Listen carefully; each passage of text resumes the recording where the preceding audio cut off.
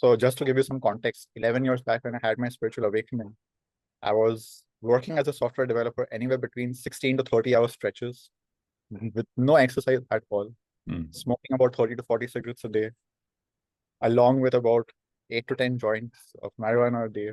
A day?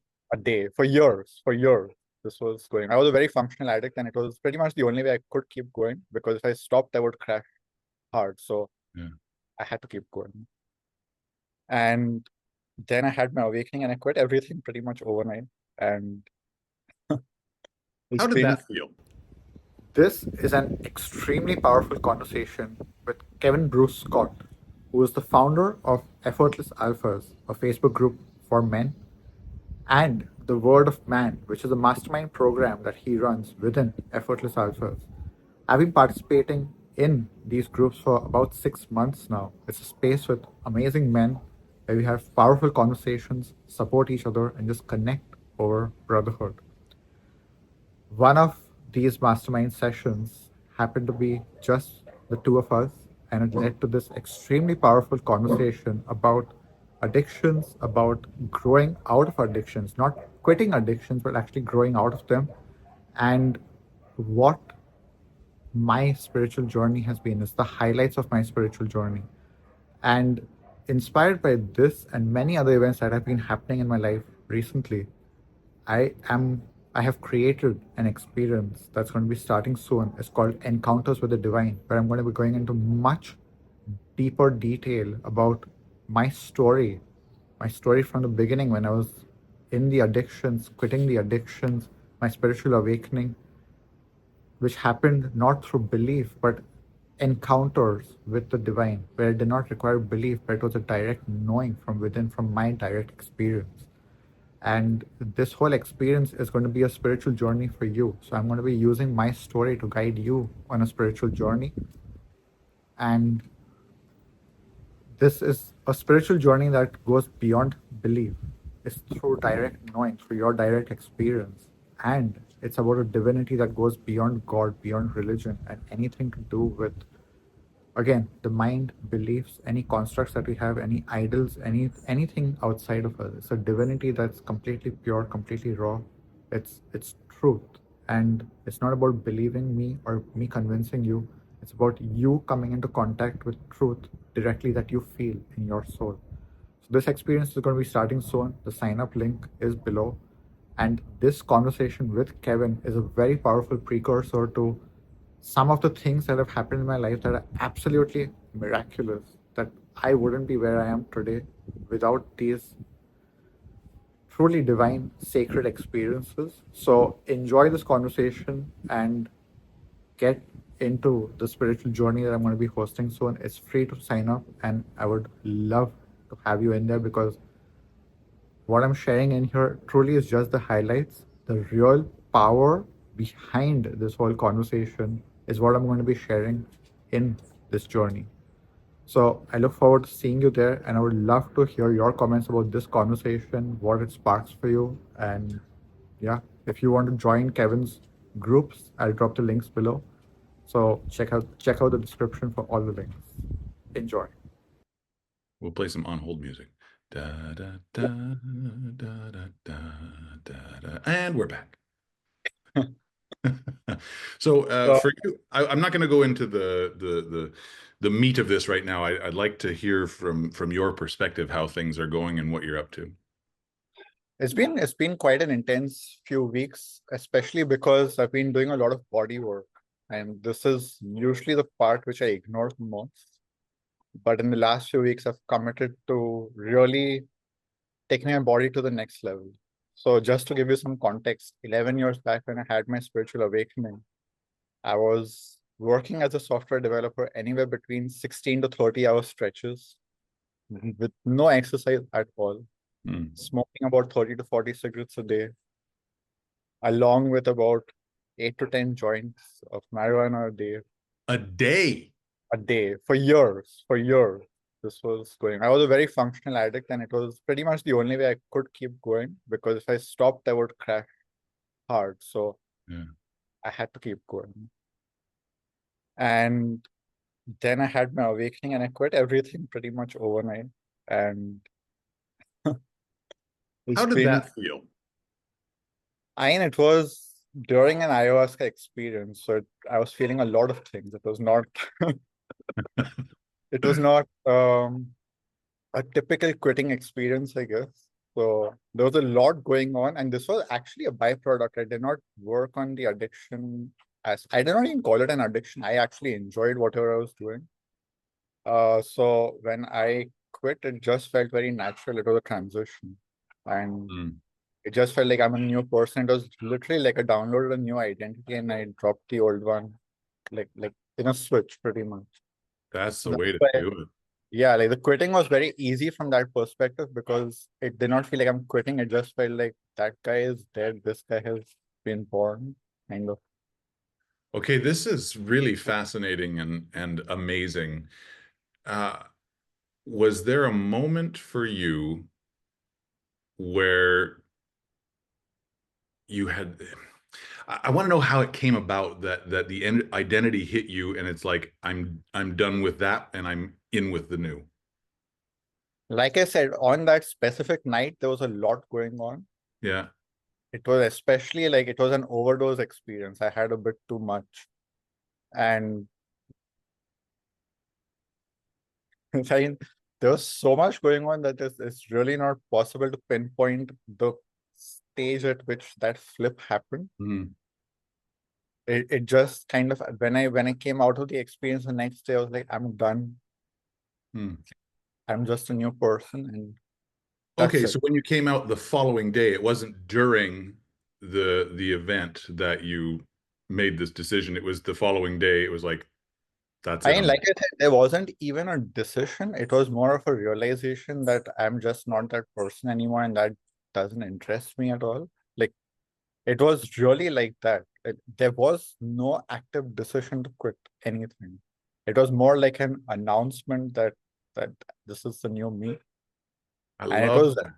very bizarre for everyone because I mean I was a heavy smoker. Like you don't go from 30 to 40 to zero in a day, and like obviously it has that whole aura. There's all of I did not realize how much it stinks, and I felt so bad when I realized what an aura I was carrying around me all the time. Like like in my office, I was smoking all the time. So like I would be going in and out every hour and coming back with that sting.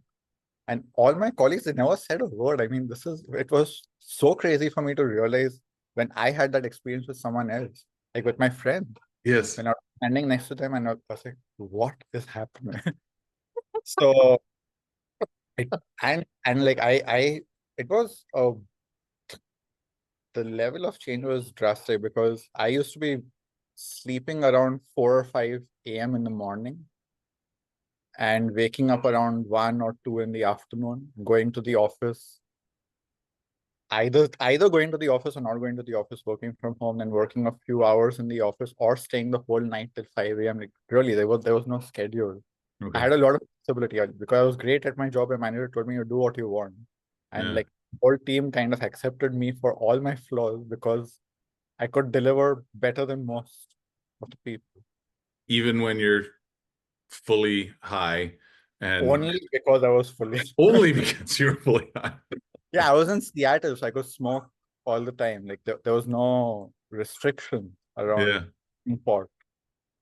Wow. And it really was because I was like I was obviously using a blend which was activating. Like you have two types of marijuana, one which is activating, one which puts you sleep. So Yeah.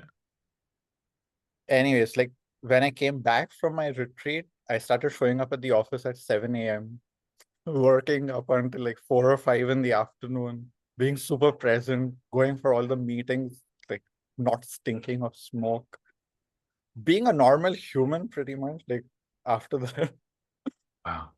for the What time a that I change. What was people's reaction to you? Because it was one day you were this and the next day you was were very something different. incomprehensible because I mean, none of those people had any psychedelic experiences in their life. They were very normal people. And Mhm. you don't witness something like that. I mean, they really did not know how to react. They were just in a way, they were just like, okay, this is like that time was Rohan. So there's like, this is Rohan. He's very unpredictable. He's all over the place. He'll just do whatever. We'll see how long this lasts. Right. It did last pretty much up until the end that I was at Amazon. So it was quite a shock for them that, oh, this is lasting, this is real. And okay. I was Wow. gone for a month to Brazil. So I mean, they also had that gap. So when I came back, but you don't forget who a person was over a month. Like you experience them a certain way for 14 months, and then suddenly they're a completely different person. It's quite a shift. Yeah. Yeah.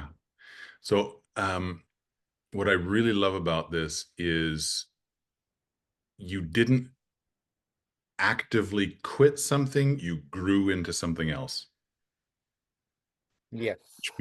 which made it probably a whole heck of a lot easier to It was to maintain. it was the easiest. Like there Yeah. was there was no temptation, honestly. Like when I went back, so my roommates, I was like we had a 2-bedroom apartment, and this guy, I had known him for 3.5 years, and he was my smoking buddy. So he would be smoking in the apartment all the time, and I was just there with him, giving him company, but I had no temptation. It's like after a month I tried, and it was just like, no, this is not for me. Yeah. In the few years later, like every year I would try one cigarette to see how it would be if I felt any temptation. And every time I was like, this is disgusting or feel sick, I would actually feel like physically sick Yeah. for a few hours after that. It was Yeah. quite a shocking effect of how much my body had shifted. Just on that aspect, like apart from that, like as I said, I was not exercising at all. When I moved to Brazil, I started doing yoga at least 3 to 4 times a month. My body started changing completely. Like when I came and I did my first yoga session, I could barely bend to my knees. It was embarrassing. Like I couldn't touch my own knees. And I was not, Your it's not, knees. yeah, like it wasn't like I was overweight or something. I had the same Yeah. like structure, but my back was in such a bad shape I could barely bend to my knee. Wow. So all of that changed pretty much, and like, now I can do a lot more This physically. is what a story. This is incredible. Now, do you think that you could have done this without the ayahuasca ceremony? I wouldn't have wanted to, honestly. Like my old self did not want to give up any. I did not go into the ayahuasca looking for a change Mm-hmm. at all. I loved my life, like really. Like I'm very genuine about this. I loved who I was. I loved whatever I was doing. You couldn't convince me to quit anything that I had. And people tried. People like obviously, like some friends care. They're like, do you realize what you're doing with your body? Yeah. And I was just like, you don't know what you're missing out on. Like that was my attitude with them. It's like, you don't know how great this is. You guys are doing it wrong. I'm doing it Yeah. right. Yeah, I was like, I was the classic rebel, and like, the guy, the temptation to the dark side guy. Yeah, I got so many people into smoking and drugs in my career, in my 9-year career. So I was that guy. So I had no intention. And when I went for ayahuasca, it was to get high. Like that was my intention, was to get high. It wasn't to Yes. anything. Because Yeah. so 6 months prior to that, it's since we have time, I'm going to give you a bit of the story. Please. So I had my first LSD experience on January 1st or 31st of December 2013, 2014. Okay. And the reason I had that experience is that that night I was very high on marijuana and alcohol. I had not been into any hardcore drugs, like psychedelics or any hardcore drugs, because I had a very bad experience at the age of 16. I had abused this household drug for 3 months, and it ended in an overdose in which I had complete brain damage. And then I could barely speak. I was like in a horrible condition. And the way I recovered from that was with marijuana. And that's when I got addicted to it, because it was the only thing that would keep me functional, because it was actually healing my brain in the beginning. And then it kind of rewired my brain and it kept going. So because of that, I had kind of sworn off any hard drugs. And I would also see my friends partying with psychedelics. And for me, it was always like a party thing. And I Good. had no interest in that. But on that New Year's Eve, I was very high on alcohol and marijuana, and I literally heard a disembodied voice. That there was no one around me, and this voice spoke in my ear, and it said, "Take the LSD." Like, what? And I was like, okay, okay, I'll do it. And I had not informed my friends that I'm going to take anything, and they had, they had a quota of how much each person gets and all Right. of that. And they were already like, they had already done some of the LSD, and they had stored some for the sunrise. So like, Okay. I would love to join. So I got 3/5 of a tab, which is a very tiny amount, like Okay. 0.6 of a tab.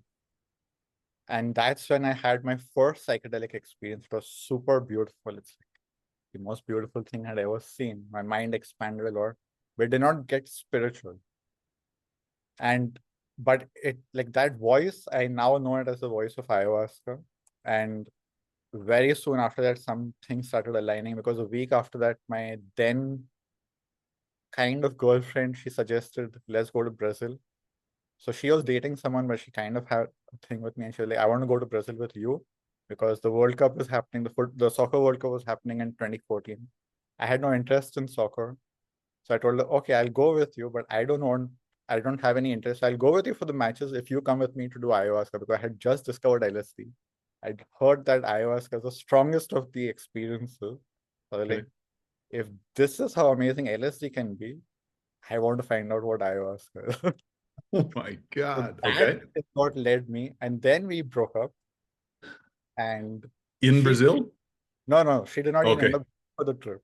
Okay. We broke up before the trip. So Oh, she planned the whole thing.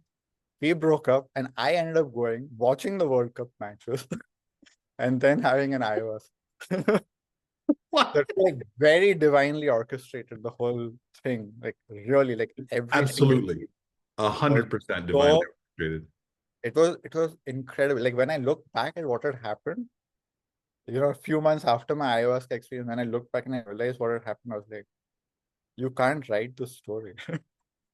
You can't come up with this with your imagination. Like, this is happening at a whole different level. And that was just the beginning of the stories of my life. Wow. Yeah, because the rest is being written right now, and what a difference. So, um, are you now able to help people in transforming their lives essentially overnight as you did? It's not always overnight, but if the person is ready, then yes. So one of my first victims of my Maybe don't call them that. of my drug abuse and smoking days. Oh, okay. I thought you were talking about now. No. Like, You one of the call them guys, clients, not like one victims. of my oldest friends who I had got into smoking and doing some drugs at the age of 17, he became my first client too. And he was not ready to quit. He went through quite but he was ready to start his spiritual journey, and he went through quite a spiritual journey. And it was in the beginning of this year when he finally was at rock bottom Hmm. with his abuse pattern. And that's when I knew that it's time for him to wake up. And he did have pretty much an overnight experience there. And he's not gone back since. So it's been almost 5-6 months now. Nice. But I was supporting him through the whole journey. It's been about 7 years that we've been working together. Mm-hmm. And I am not the person, like, I'm not the kind of coach or mentor who tells people that they have to quit for their spiritual journey. I kind of support them to do whatever they want, whatever feels in alignment for them at that stage, because that's how my own journey unfolded. Mm-hmm. So with him, he said he wanted to quit earlier, and I supported him when he wanted to quit. He tried quitting. When he went back to it, for me, it was not a big deal. Yeah. But I knew that this time there was something very different. He had arrived at the stage where it was time. So Mm. that's how I see it, is that rather than, like, my approach, at least for the people who I attract, let's put it this way, for the people who I attract, it's more about alignment and timing rather than the discipline aspect of it. Right.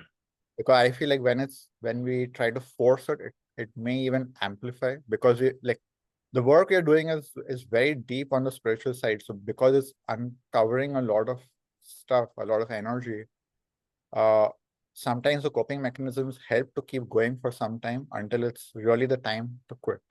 Yeah. So, and I think it's so much nicer if you can just quit overnight rather than having to have the discipline for months and having to resist and feel bad about slipping up, and like all of that Sure. shame just adds to the problem rather than, like Yeah. easing it. So my experience has just been, you do what you want and it's going to work anyways. At some point or the other, it will click anyways. Well, I think what we mentioned before is it's the difference between I want to quit something and I want to be someone else.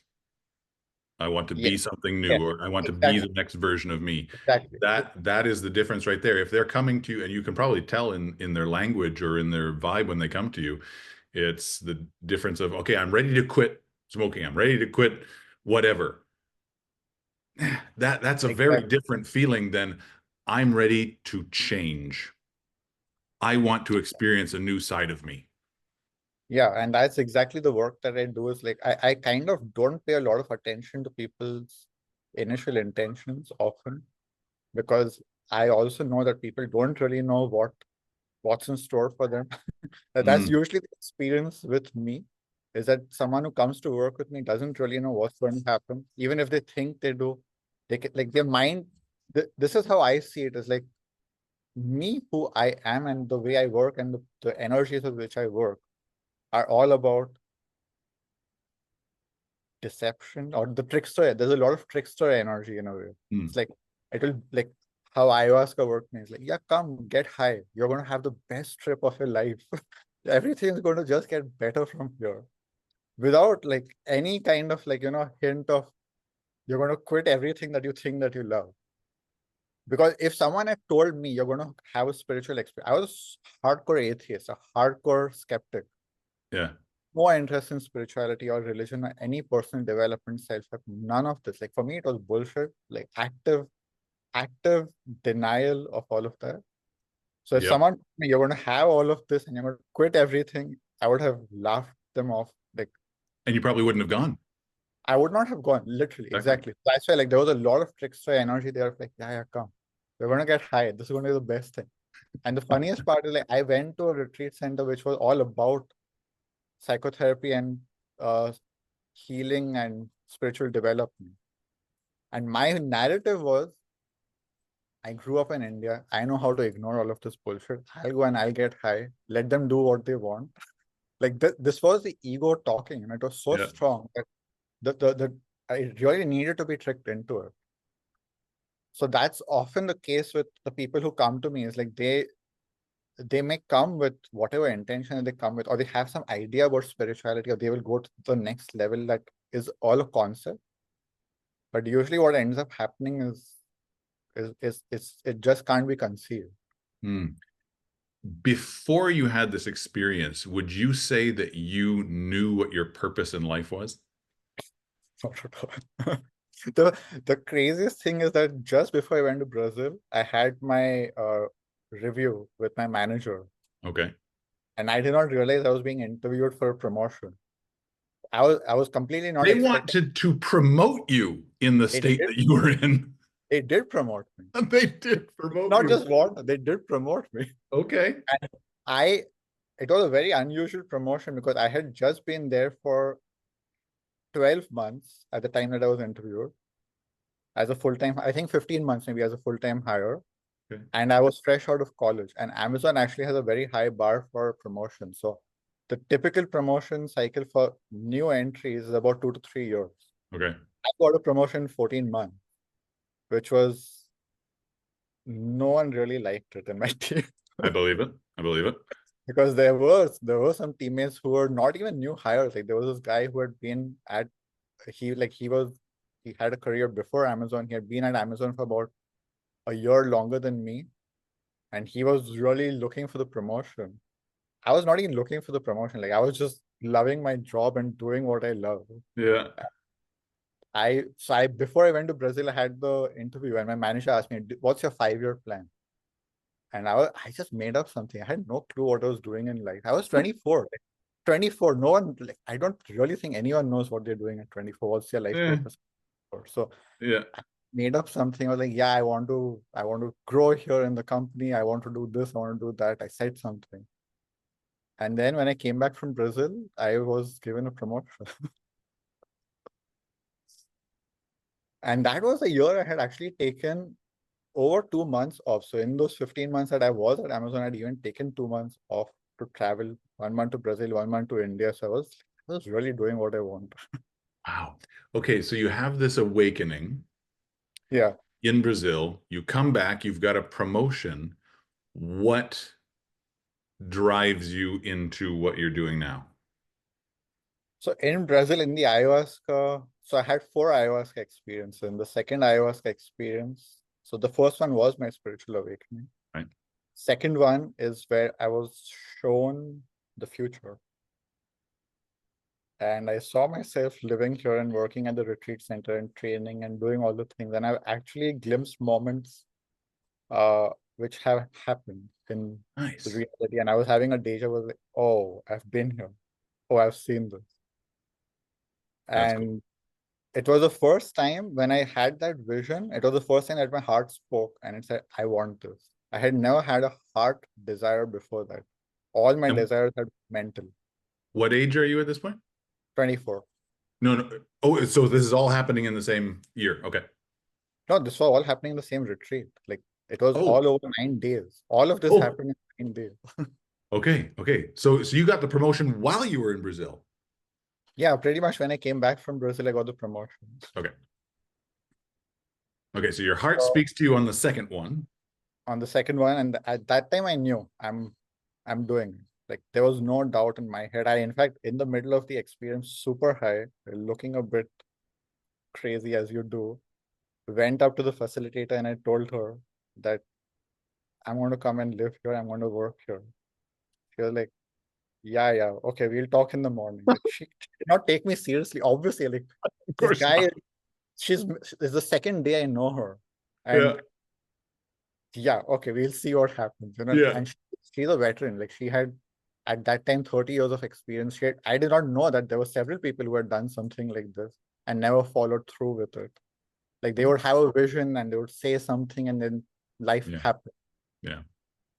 But I knew, like for me, it was a reality. It wasn't a vision. I actually saw that whole timeline in front of me. Mhm. For me, it was obvious that this is happening.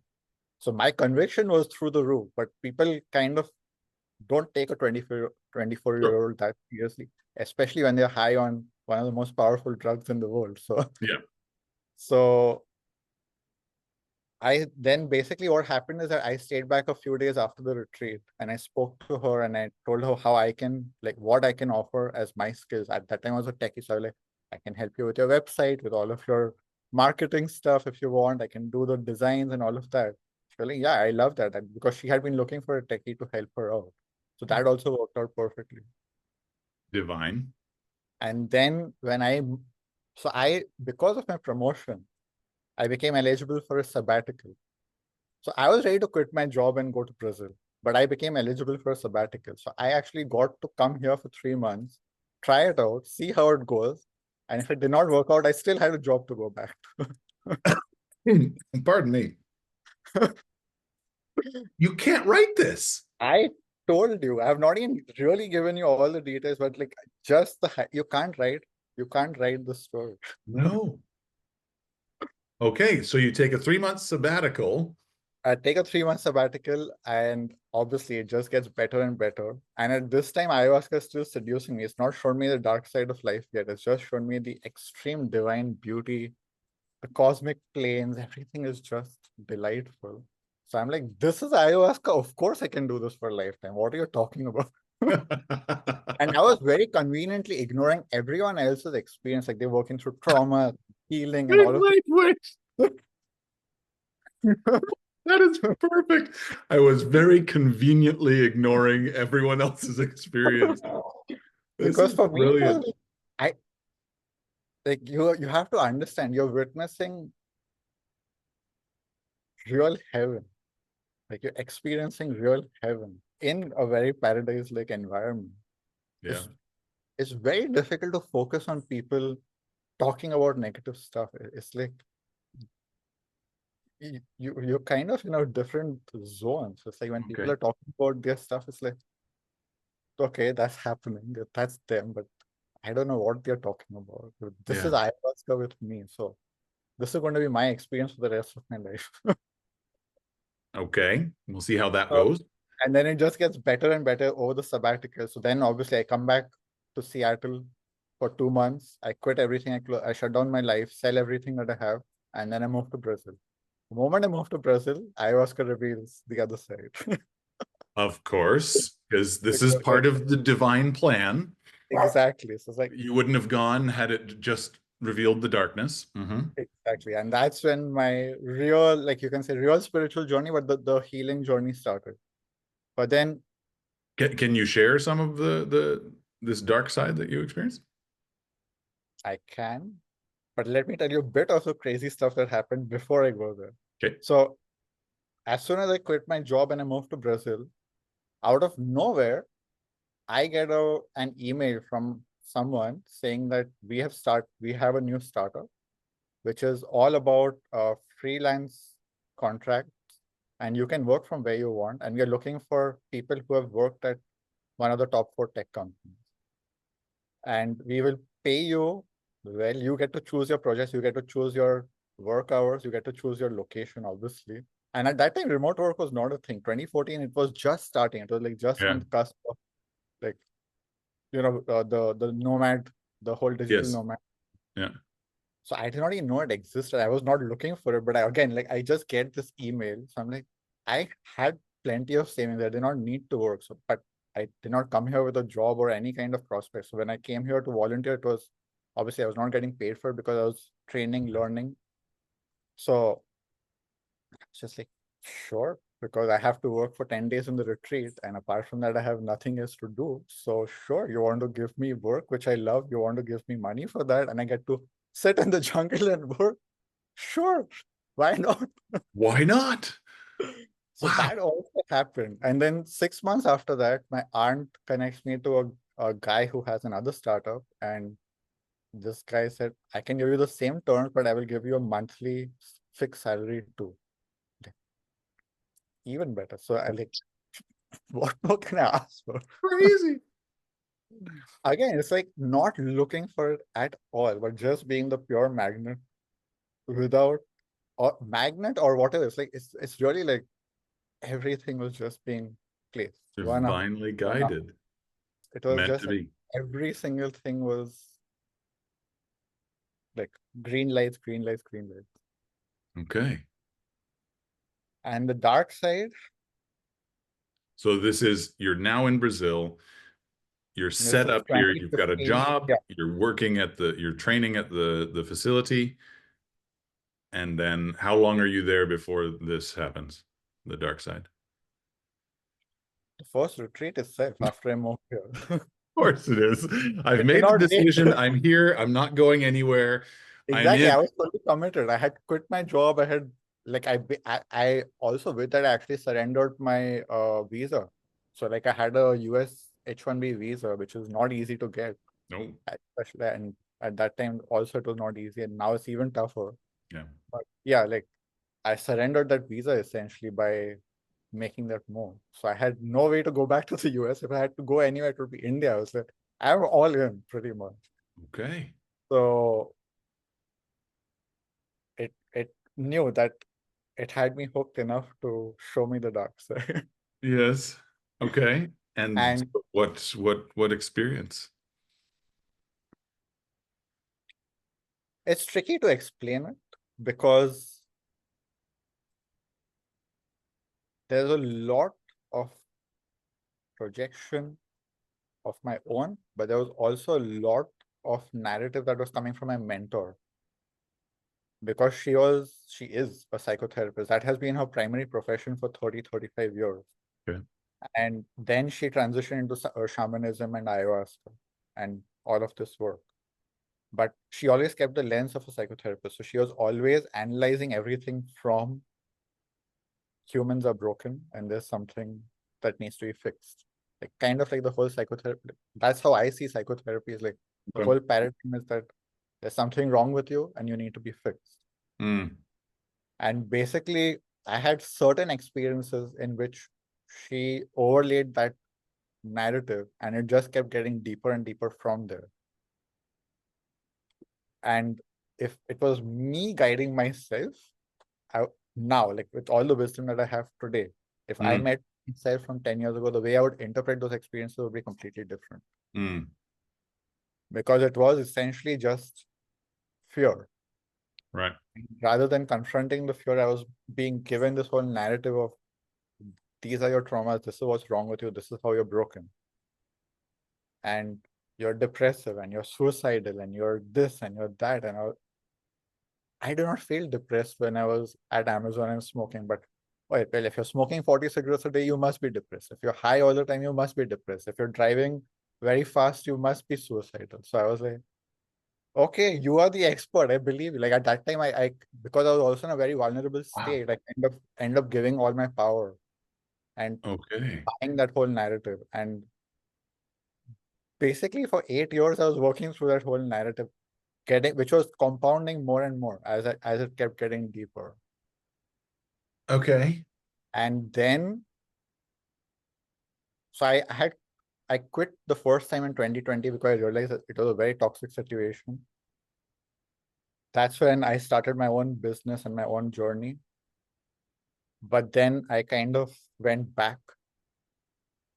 So I quit just before the pandemic. So the pandemic had not hit, but I had the intuition that it's time to quit for me. And then pandemic happened and the retreats also shut down. Yeah. 6 months later, the retreats reopened. And then she asked me if I want to come back because she said that and basically then in 2022, July 2022, I realized that this is going nowhere. I need to quit.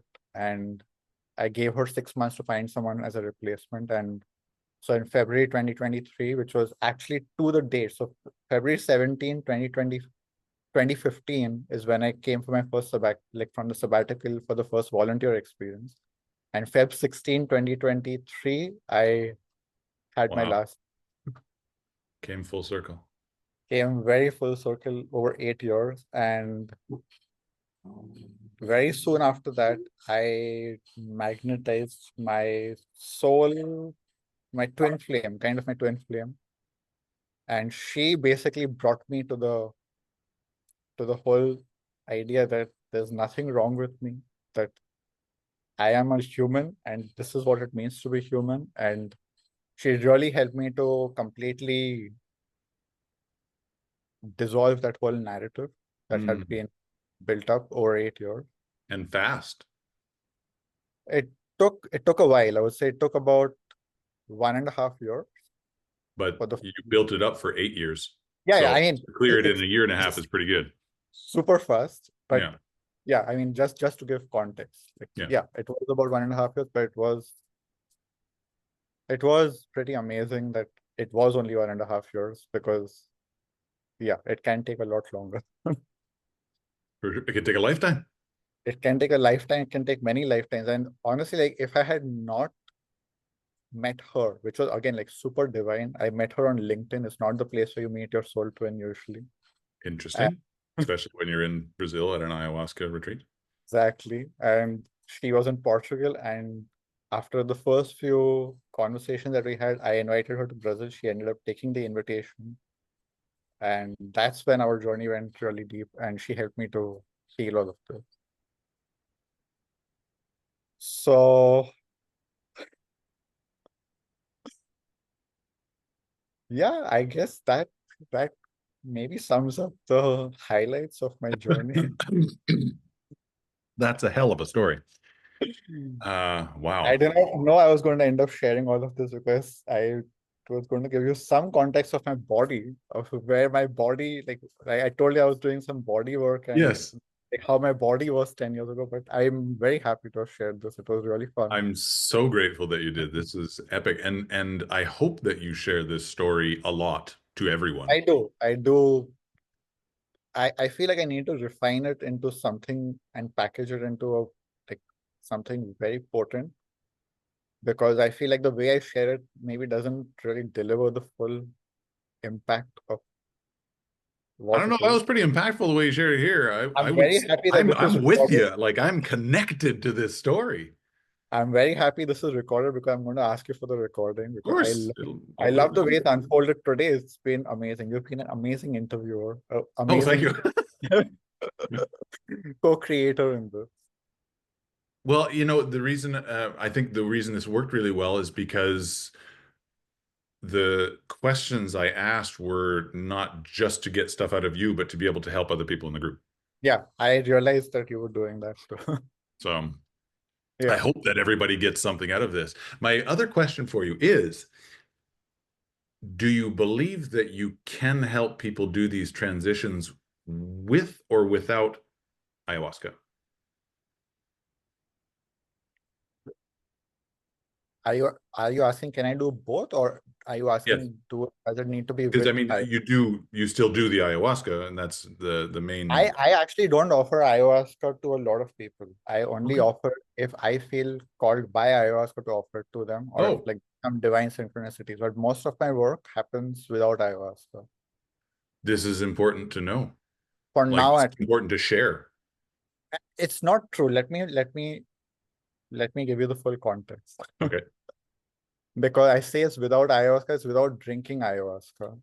But ayahuasca, the way I know it, it's not just a plant or a substance, it's a spirit. And it's one of the most Okay. powerful, wisest, beautiful spirits in the universe.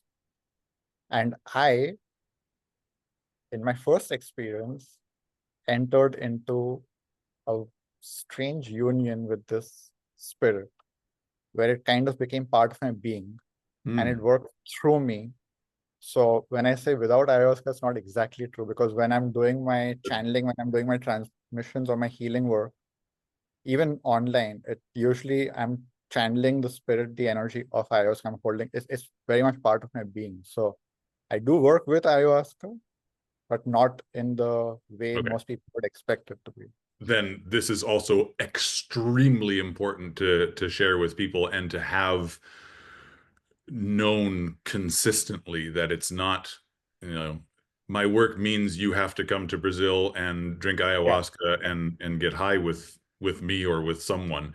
This is like ayahuasca is the spirit, and you can say it like ayahuasca is, you use the words God, universe, whatever. I use the term ayahuasca, and that's how we Yep. function. And oh man, you are going to do some powerful stuff in this world. Well, I just rewatched the whole conversation myself, and I hope that you really got deep, some deep insights, some activation, something sparked in you about the potential of life when you are living in divine alignment, when you're listening to your intuition, how miraculously things can just fall into place. And like I said in the beginning, this is just the highlights. I'm going to be walking you through this journey in depth in a way that you can actually use it for your own spiritual journey. And as I was speaking with Kevin, I feel like even though this was an amazing conversation, there is so much more that is meant to come through here. There's so many more activations, so many codes to really come into living a divine, miraculous life. So I really hope that you take this opportunity to sign up for free to this spiritual journey that I'm going to be leading. It's called Encounters with the Divine. You'll find the link below, and I look forward to seeing you there. Thank you for watching, and please drop your comments. I would love to hear. You can send me a private message or drop comments below to share what this conversation sparked for you. Thank you for watching. Thank you for sharing. Thank you for your comments. And I will see you in Encounters with the Divine.